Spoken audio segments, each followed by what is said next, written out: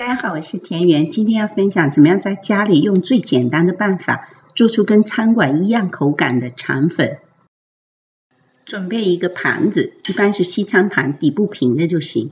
材料我推荐泰国产的这个水磨捏米粉，它比较细腻，这个在北美很常见，其他亚洲的这个牌子一般都行，但不要用西人超市的 rice flour， 那个太粗。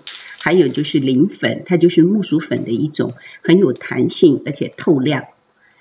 量我都写在屏幕上，这里比例是这样哈，2份的捏米粉加1份的磷粉，这个磷粉的量呢，只能少不能再多了哈。这里的水量是粉的量的2倍，我们都用毫升计算哈，也就是都是用 cup 来量。这个水是不是要用热水呢？我觉得无所谓，但一定不能用滚烫的水哈，那样会让粉浆全部凝固掉。碗里面加盐调味，还有一点点的油，把它们搅匀，搅到没有细的颗粒。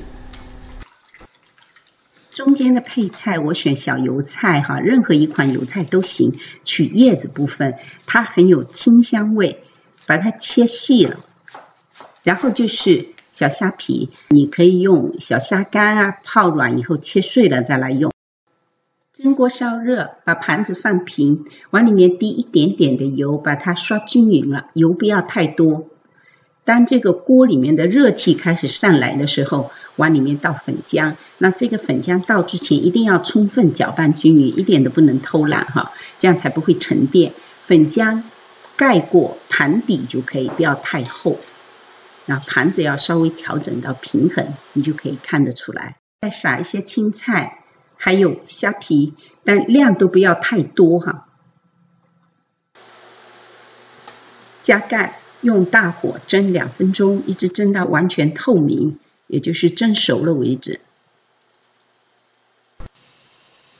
不同牌子的捏米粉吸水性不同，所以有可能出来的状态不一样。所以我们第一张蒸出来的时候，用刮刀推起来，先看一看这粉浆对不对哈。首先它是很嫩滑的，也就是说翻过来的时候它是很有韧性的，是嫩嫩的样子，是透亮的。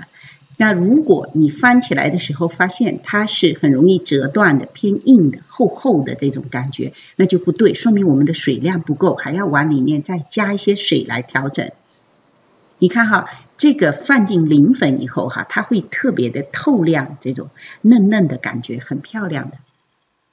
现在我们把其余的全部都蒸完，现在再欣赏一下我们蒸出来的这个样子，是不是跟餐馆的感觉一模一样的？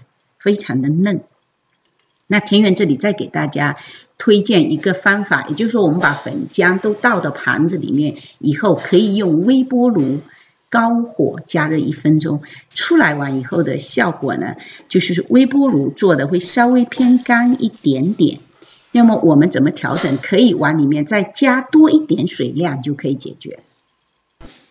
特别简单的做一个焦磷的酱汁哈，我就用普通的酱油，然后往里面加水，再放糖，这个甜度你自己来掌握了，因为有的人喜欢吃甜一些的，还可以放一点生姜，然后把它烧开煮1分钟之后拿出来，再往里面滴几滴麻油就可以了。